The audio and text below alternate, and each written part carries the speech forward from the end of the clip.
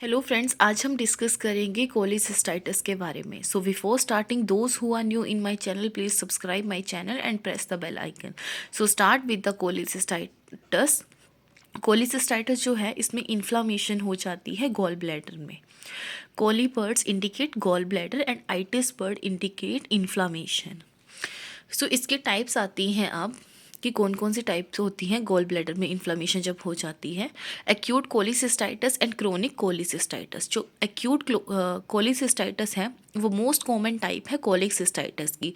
ये सबसे most common type है कोलिसिस्टाइटिस की। इसमें 95% जो है केसेस आते हैं ड्यू टू गोल स्टोन्स की वजह से। गोल स्टोन की वजह से ही गॉल ब्लैडर में इन्फ्लामेशन हो जाती है।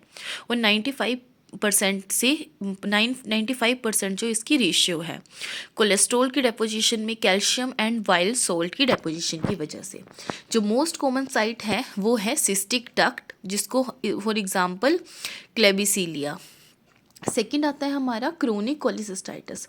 जो क्रोनिक कोलिसिस्टाइटिस है वो due to the repeated attack of the gall bladder muscle wall, inflammation out and damage wall lead to fibrotic formation.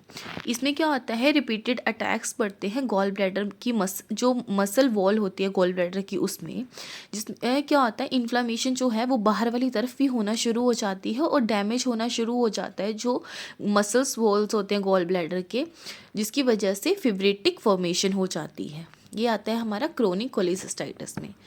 Then calculus cholecystitis due to the infectious micro organism.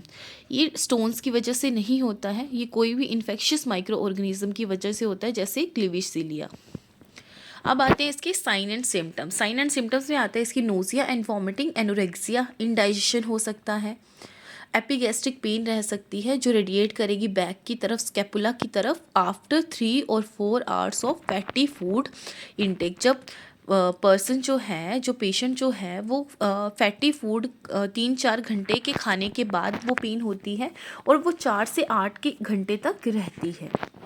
Pen जो होती है वो right upper quadrant में होती है और mass palpation in the right upper quadrant. और जो मास होता है, पाल्पेट होता है हमारा राइट अपर क्वाड्रेंट में।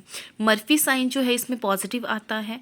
और sign of the biliary obstruction like dark yellow colour का यूरिन आता है, क्ले कलर का स्टूल आता है और स्टीरोरिया होने के पेशेंट को चांसेस रहते हैं। डायग्नोस्टिक में हम क्या करेंगे, हिस्ट्री कलेक्शन करेंगे, फिजिकल एग्जामिनेशन करते हैं और कंप्लीट ब्लड काउंट करते हैं, सीबीसी।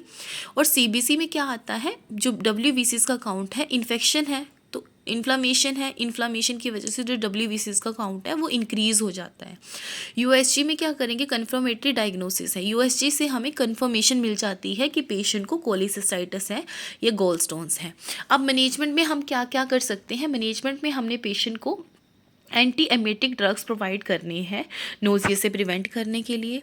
एनाल्जेसिक ड्रग देनी है पेशेंट की पेन को रिमूव करने के लिए। ड्रग ऑफ चॉइस में आती है मेफ्रिडीन HCl, जिसका ऑनसेट होता है 15 से 30 मिनट तक इसका असर होना शुरू हो जाता है। पीक लेवल जो है वो 30 to 60 मिनट तक और टोटल एक्शन जो है इसका 4 से 6 घंटे तक रहता है। इसमें हम अवॉइड करेंगे मॉर्फिन, जो है वो कॉन्ट्रा इंडिकेटेड होती है। मॉर्फिन जो है वो एक पेन किलर है, वो अवॉइडेड होती है और कॉन्ट्रा इंडिकेटेड होती है बिकॉज उसकी वजह से स्पाज्म होने के चांसेस रहते हैं। हम उसके बाद एंटीकोलिनर्जिक ड्रग प्रोवाइड करेंगे पेशेंट को, एंटीबायोटिक ड्रग्स देंगे इन्फेक्शन से ट्रीट करने के लिए। और patient for gall stones chenodeoxycholic acid देंगे, वर्सोडियल टैबलेट्स देंगे। ठीक है, दैट्स ऑल, थैंक यू।